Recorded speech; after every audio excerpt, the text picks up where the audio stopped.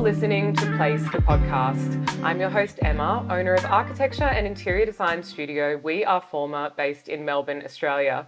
Today, I'm joined by a guest who is a very dear old friend of mine and someone I was actually neighbours with in Queensland. His name is Jesse Raeburn of White Fox Real Estate here in Melbourne, and I could not be more excited to bring this to you today. I think we're going to have such an insightful chat, so let's get straight into it. Hi, Jesse. Hello, Emma, and thank you for having me. Yeah, I think it's crazy that you and I were neighbours when we were 14, 15 years old in Queensland. Yeah. And somehow we've both ended up in Melbourne and now both in, similar fields, I think you would say. Yeah, absolutely. It's quite strange to think we used to play guitar and like our dads would hang out, and it was a really friendly neighborhood kind of street. But our two families in particular, I think, still in touch. Our parents still catch up here and there, and Jesse and I almost live around the corner now, which is just so bizarre to think how those paths kind of crossed all these years later. Yeah, we literally used to live across the road from each other, and now I think we live about 300 metres away from each other in the same suburb.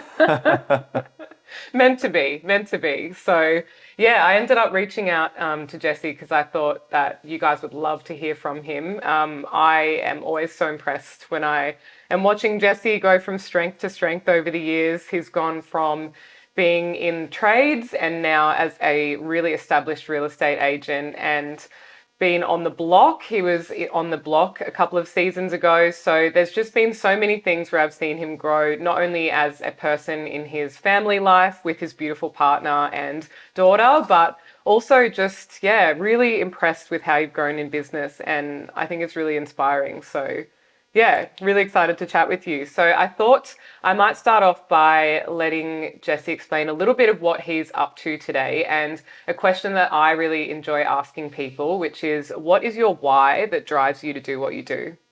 Well, I think, as you mentioned, I do have a partner, Mel, and a little beautiful 1-year-old girl, Chloe. And so I think if you had have asked me 2 years ago, I guess what my why was, it would have been all focused around money. But obviously starting a family now, I think my why has changed a lot. And, I could be cliche and say everything I do, it's for my daughter or my partner.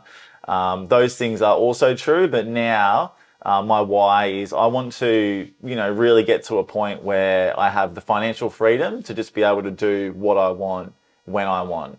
And by getting to that position, that's going to allow me to do all the things I want with my family. I'm very fortunate in the nature of my work. I'm a real estate agent. And, if you don't work in real estate, you probably don't know this, but it is a lot of hard work. There are a lot of long hours, but there's also, we're all commission only. Most agents are commission only. Right. And so it's not I wouldn't have thought that. I always, in my mind, would have thought base salary and then commissions on top. But no, the majority of agents, particularly if you're established and been in the industry a while, you just want to get to commission only because you earn a higher percentage of the commission that you bring in. Yeah. It does mean that it's very difficult to get a home loan because you are commission only. But what it does mean is that if you're not at work, the boss isn't paying you, like you're literally paying yourself. You're essentially running a business inside of a business. Yeah. And so the only thing the company cares about is how much commission you earn, how much are you listing and how much are you selling. So if I'm not in the office on a Tuesday for the whole day, I don't get a phone call and they say, Jesse, where are you? They just know that I'm out trying to do deals. I must be at appointments for listing or I must be doing buyer appointments selling. And so it's really amazing to have all that flexibility at work. Absolutely. A lot of self-trust as well in your own ability to just really have the confidence that you're out there making those right connections and, again, that the clientele is going to trust you as well. Because if you are really congruent with your deep beliefs that you know what you're doing, I think it just comes across so genuine to people. And actually, since you guys don't know Jesse, that's one of the reasons why I think he is so successful, is very genuine and down to earth. And even all these years have passed and that hasn't changed in you. And I think that's something I try and bring to my own business as well. It's that approachability that helps people just be able to come to you for anything and everything. It's like no silly questions, so much advice and knowledge on things that people mightn't have even thought about, and just being able to bring all of that to the table, but also just in a really real kind of way is, No, it's The so secret sauce. it is a secret sauce. It is a secret sauce. I genuinely love helping people, and I feel as though I'm very knowledgeable at a lot of things, and so a lot of people come to me with all different questions about how I can help them, not just in property, but like a lot of things. And I find that so rewarding being able to offer advice. And a lot of the advice I give, like I'm not like a consultant that I'm charging, money for. But I gave some advice to a client of mine only 2 months ago. He completely changed his entire investment strategy, sent me a message a month later and said, "Hey, based on your advice, I've literally just bought a property in Queensland. I bought it in the Currumbin Valley. What you said was so helpful. I can't believe I was going to make a terrible mistake." And he's gone and done it. Yeah. And then also through my work, like I get paid when I sell properties. I'm not a buyer's advocate. But I help my clients buy properties regularly and negotiate deals because I do that for a living. So I know what a property's worth, what would be a good buy, how to make an offer. And most people don't know how to do that. Yeah. And again, I don't charge for that. So I'm like, look, if I can help you, I'm happy to help. And I think that at the moment, or I find so many people do things and then expect something in return. It's like, Yes. what am I going to get out of this? Yeah. And I think it's so short-sighted. I would prefer someone to owe me a favor because a lot of things like, what are you going to charge someone? It might be such an insignificant monetary value. Like, what's a day's work worth? Is it 500 for you? Maybe it's 2,000 for someone.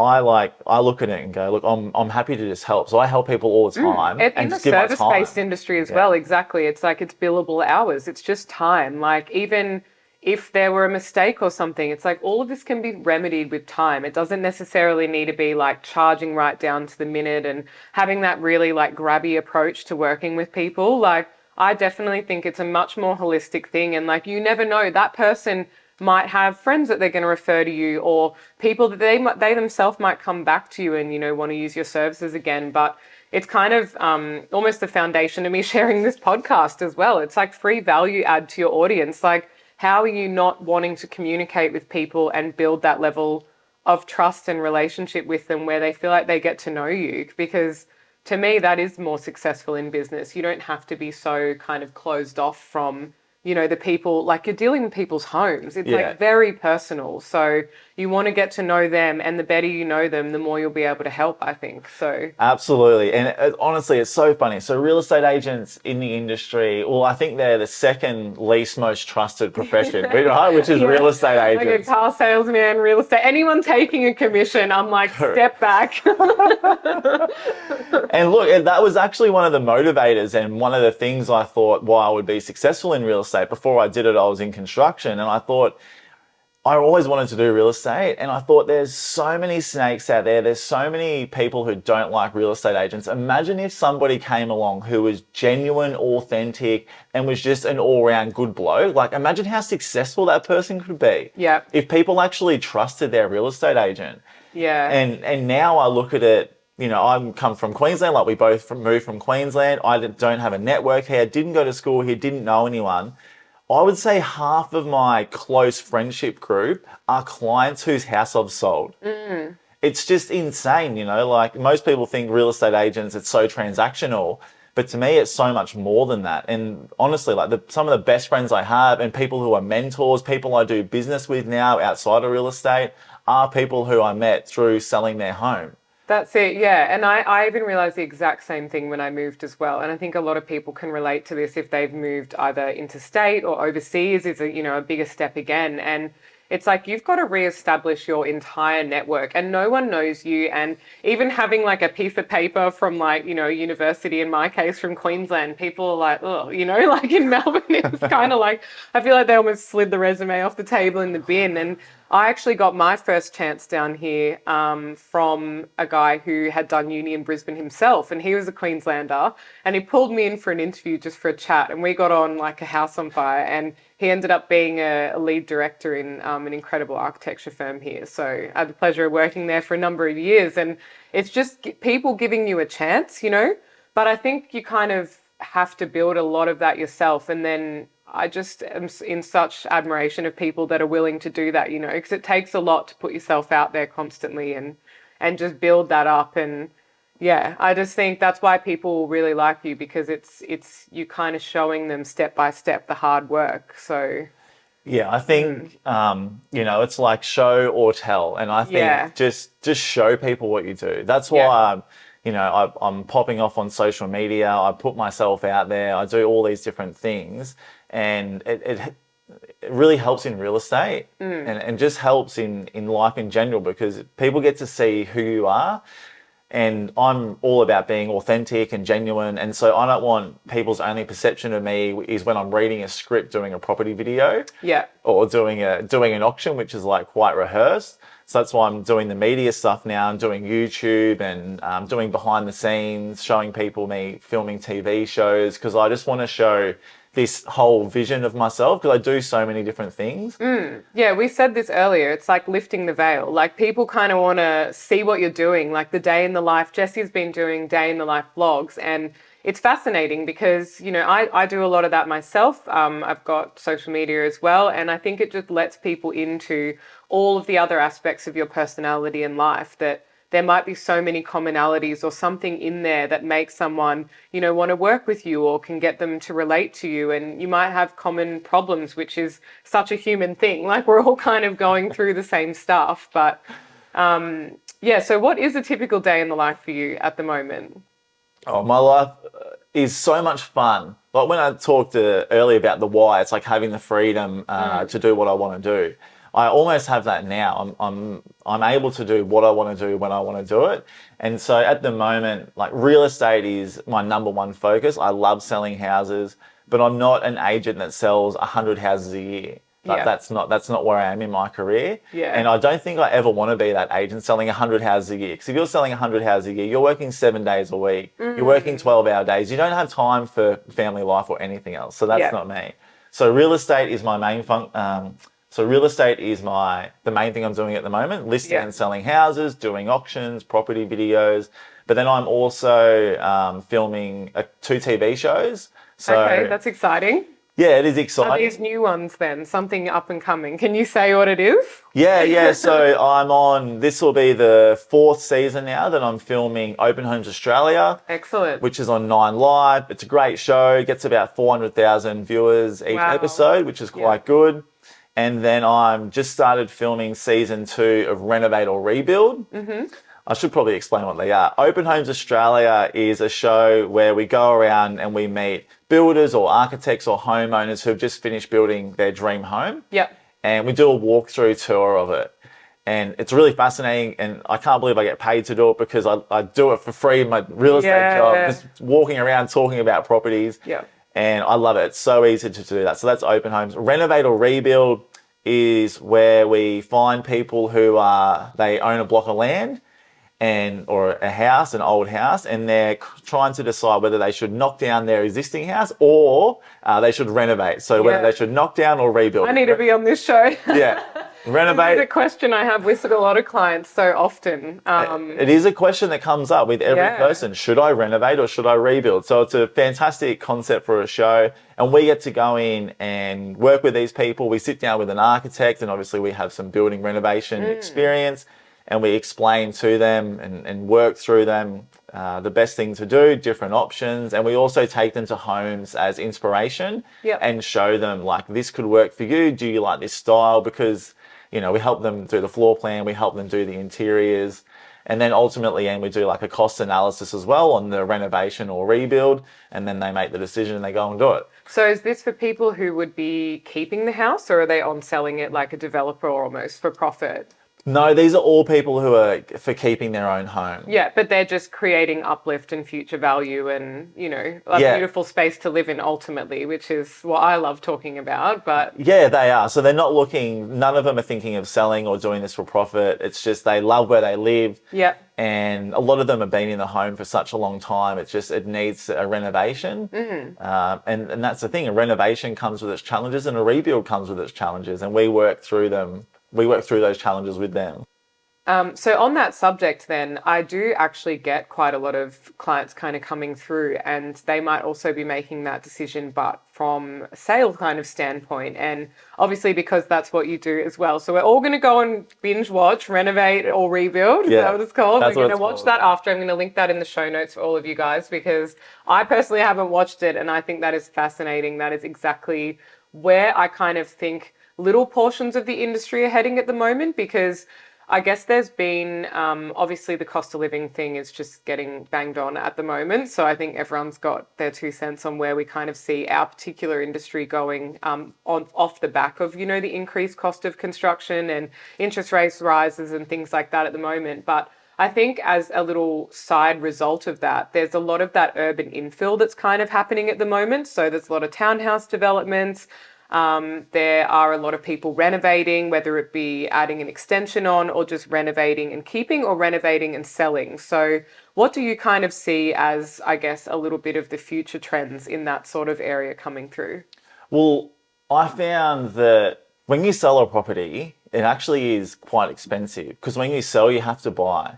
So you sell your property, you might have a 2% commission, you're spending 1% of the value in obviously the advertising of the home. And then most people need to do like a pre-sale renovation. So, Yes, yep. If your home's worth $1 million, just to keep it simple, you're probably going to invest $50,000 selling the home, including commission, pre-sale renovations, and marketing, right? So your 5% of the value of your home is gone in selling. But then when you go to purchase the next home, you have to pay stamp duty, which is over 5% as well.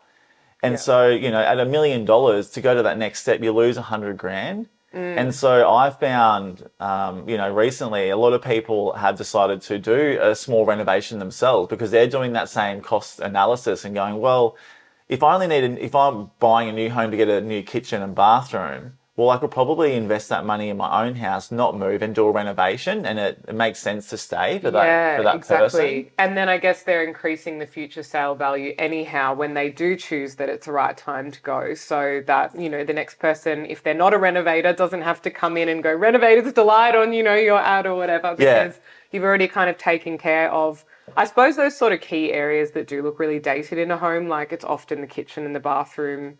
What else do you kind of recommend when people are trying to doll it up a little bit, because it's got to have some street appeal, right? It does have to have some street appeal. So when we do pre-sale renovations on almost 99% of the properties that we sell. Right. So it's very common. Yeah. Almost every property. And every property I list, it's a common theme. The client's like, "Oh my God, I had no idea it would be this hard to get my home ready for market." Yeah. I'm like, "Well, you've lived in the home for 20 years. Like, do you want to leave any money on the table, or do you want to maximize the sale price?" Because I know from experience, the best way to maximize the sale price for selling, it's not kitchens and bathrooms, because those are such massive capital investments that you certainly should make if you plan on staying. But if you are planning on selling, often it is actually just an overcapitalization. Absolutely. You might spend 50 grand on a kitchen, you might get 50 grand back, but why would you spend 50 to not make any money? Just get your money back. Yeah. The best way that I think people can add value to their home for a pre-sale is painting,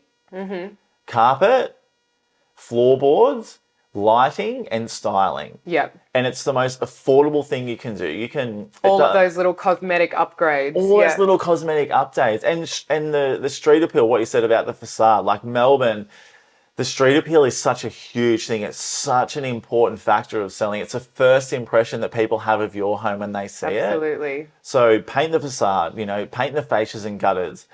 Put some hedging. Tidy the garden, Tidy the garden, paint the fence. Yeah. I'm selling a house in Elwood at the moment, and I gave the client a list of like 30 things he had to do to get it ready for sale. And they don't have to do those things. Like, I have trades and I manage the whole pre-sale renovation for them. And they're like, "What's it going to cost for your service?" I say, "Well, mate, my fee's the fee. That's why maybe my commission's a little bit higher, but I'm going to do all this for you. I've got rock star trades." He needed his smoker alarms replaced. I called my electrician. He was there within an hour replacing his smoke alarms. The guy was trying to get someone there for 2 months. Yeah. I'm like, "Mate, I'll take care of it." All connections. It's all connections. All about connections, right? Yeah. And I said, "Look, you need to paint the front fence and facade." He didn't want to do it. Lived in the house for 37 years. Loved the colour. I said, "Look, it's not a personal attack on you. I'm not saying that it's not nice. I'm just saying that if you want to maximise the sale price and appeal to the largest audience, we need to whitewash his house. White fence, white facade." He said, okay. He was reluctant. He did it. He called me. He said, "Honestly, I just want to thank you again. It's like the 5th time I've pushed back on you of telling me to do stuff that I didn't want to do. but I took your advice and it looks fantastic. I'm like, Yeah. yeah. I said, do you think we're going to get more for the sale price? He goes, I know we're going to get more for the sale price. Absolutely. It's so funny in this industry, I guess. It's like any creative industry or any kind of artistic pursuit or things where you're dealing with an aesthetic. I think it can be such a personal thing, but when you're, yeah, selling to someone else, or when I'm working on properties for, property developers and they're creating townhouses to on sell to an unknown customer, then it's like, how do we design around that so it's not taking too much of their personal flair and actually just going to appeal to the broader demographic who is actually going to buy it? And often that leads me as the architect to kind of have conversations with a local real estate agent who knows the area. And I'm like, who's around here? Like, we got schools, have we got, the beach? Like, what's the demographic? What's their age? Like, what are they kind of looking for that they think are the value adds that then I might reflect in my design? Is it more storage, or is it, a butler's pantry, or are there certain, like a mud room, so when the kids first come in out of the garage, you can dump all the dirty clothes, Is it something like that that's really going to catch people's eye? And it's completely different to the stock that's out there. Because from my perspective as well, I hate seeing cookie cutter. It does my head in. I just want to do really beautiful kind of a high-end planning approach to even mid-level product to make sure that it's just actually going to facilitate people's needs. I love working with developers, and I work with a lot of my clients are builders and developers. I think because of my background in construction, I talk their language. Like you and I could sit here and talk about property all day because we speak the same language. Yeah. And, I know a lot of real estate agents. There's some out there who've never bought and sold a house and haven't renovated. And they're giving advice to people that've never done it. They're talking to builders and developers. And I think they just see through that. Yeah. They've got a pretty good, bullshit detector, right? They pick up on it. So I get along with them really well. And we, often they're about to do a development. They will send me their plans before they go to planning and say, hey, look, this is what we're looking at doing. We're looking at building 8 luxury apartments, and I do a cost for them. I'll work out the pricing on all the apartments. And then the conversation will be like, look, I actually don't think that you want to be building 10 apartments with an average sale price of $2.5 million. Like that's probably not that market. Why don't you increase the size, make it 14 apartments, and then reduce the average sale price to like 1.8. So it's the same end value, but there's going to be more buyers at that level. Yeah. And likewise, sometimes I'll see them have 14 apartments. I'm like, you actually can support a really high sale price, reduce the number of apartments and get the same end value. Obviously, reduce the cost of building as well. You got less kitchens, less bathrooms. And we do that with townhouses. My clients who are, bought a block and was looking at building 2 townhouses. And I did a sort of a feasibility for him. I was like, right, here's the price of your 2 individual townhouses, what the end values will be. Yep. I'm like, you're the builder. So he told me how much it would be to build. And we said, look, end value is going to be X. And I was like, look, here's an end value of a single home.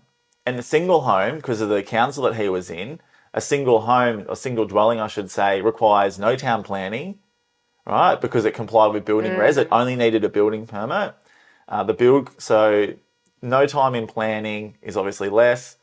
The cost of construction of one home is always less than 2. Yep. Even though the one house is the same internal size as the 2, like there's 4 less bathrooms, 1 less kitchen. Absolutely. Less all heaters, the coolers, items. all the big ticket items. Yeah.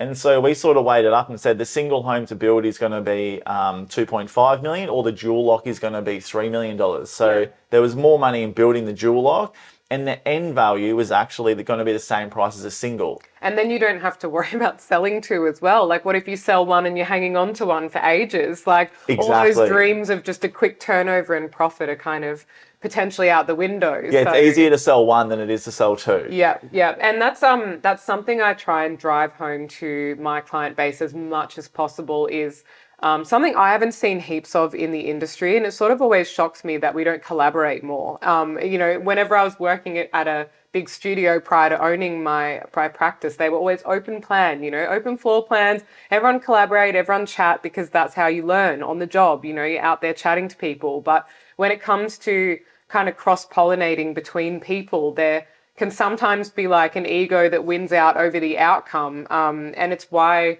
for my own self as well, I'm trying to build like a killer team of people that, like yourself, it's like, here's your real estate expert that I can jump on the phone to when I'm even planning something out. And someone else might not want that because they're like, I don't want this guy to tell me how to suck eggs. Like, I already know how to design a beautiful building. But the thing is, when you're looking for a really desirable outcome, I've got builders, I've got trades, I've got real estate agents that I will definitely engage and call and get opinions from. And, even the council, when you kind of get to that phase and you've got a local planner that you can give a ring and have a bit of a chat about something you're doing, because ultimately you'll kind of find people want to help you and everyone knows so much that you mightn't have thought about. And it can really just bring something together in the best way possible. So a lot of people look at me and think I have an ego. I think you and I have known each other for over 15 years, and you could probably attest to this. But I don't think I'm any different now with what some people would say success, because I was on the block and that like a bit of notoriety. As you get a bit roasted on the block, I think. Roasted on the block. Everyone's like, he's a know-it-all, and I'm like, well, I'm doing the work. I kind of know a little bit what I'm talking about. I used to be in construction. I've renovated 4 of my own properties, so I have some experience. I like to think that, and I say this to my business partner, the people I work with, like there's no egos at work. Yeah. So if I'm filming a TV show, which I do, and I say to the producer, like, if you think I'm saying something that's not quite right or my pronunciation, I'm like, just tell me, we'll redo it. Yeah. And we've been doing that now with them for 3 years and they're so comfortable. I'll say something and he'll go, nah, do it again. I'm like, yeah, no problem. Didn't feel good anyway. Like no ego.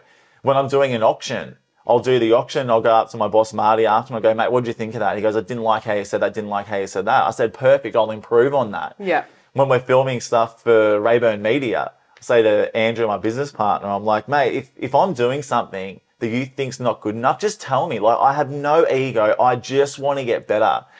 And I think, so many people, they do get an ego, whether they're a builder or developer or, whatever industry they're in, and they think they actually stop learning. They don't take the criticism. They take constructive criticism as a personal attack.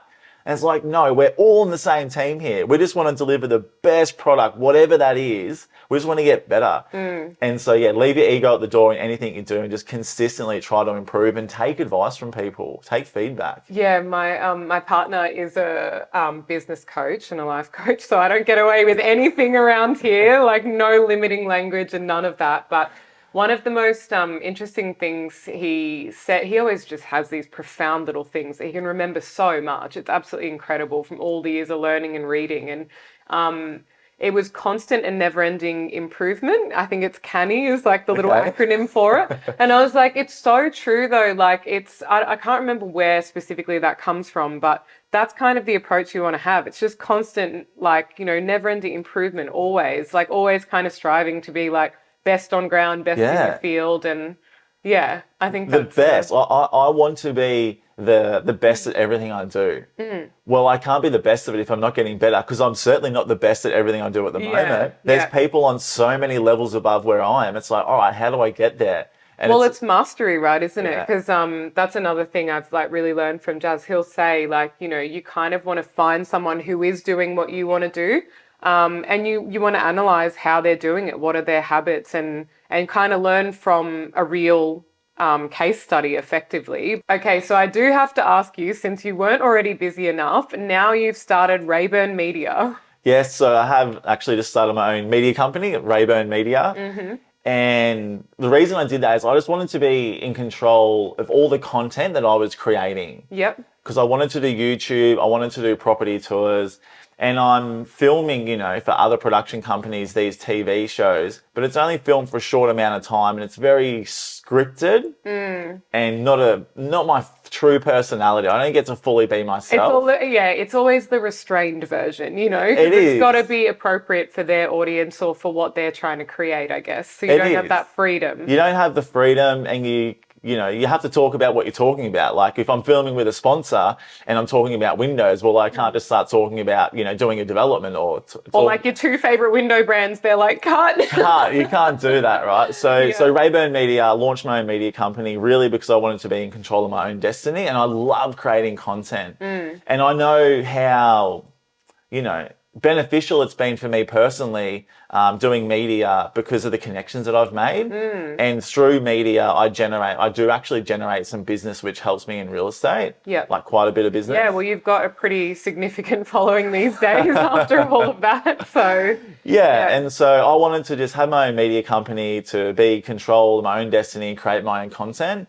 But really what I want to do is help business owners grow their business as well. I think so many people know that they should be doing social media because I think it's just media now. It's not social media. Like social media is the new media in general, right? Yeah. YouTube, Instagram, Well, Facebook, even TikTok. online blogs, like you never know. I've been called to be like a guest, writer or something, and it's just a journalist that's panicking because they're like, I got a deadline at 5 and I just need an architect to make a quote about X, and you're like, okay, like no worries. Yeah, Like, exactly. but you've got to be, media trained, I guess, to sort of survive in the current climate. Yeah, you need to be. You need to be. And I think, where I'm, Raeburn Media is not a company where you call and go, oh, hey, I need a videographer. Can you come film this? It's like, no, that's not what we do. Like, we want to implement like proper strategies and understand people's businesses so we can create content that helps them grow.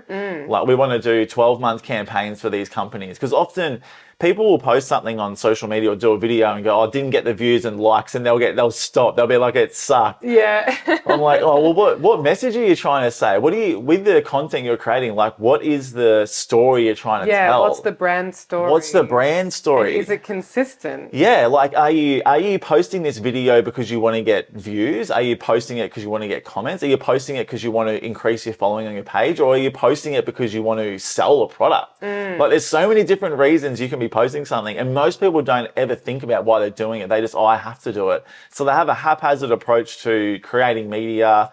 They do it for a short time. They don't think it's working, and so they stop. And so we're like, nah, we'll come in, we'll create a full content strategy. We'll map out a 12-month plan for you.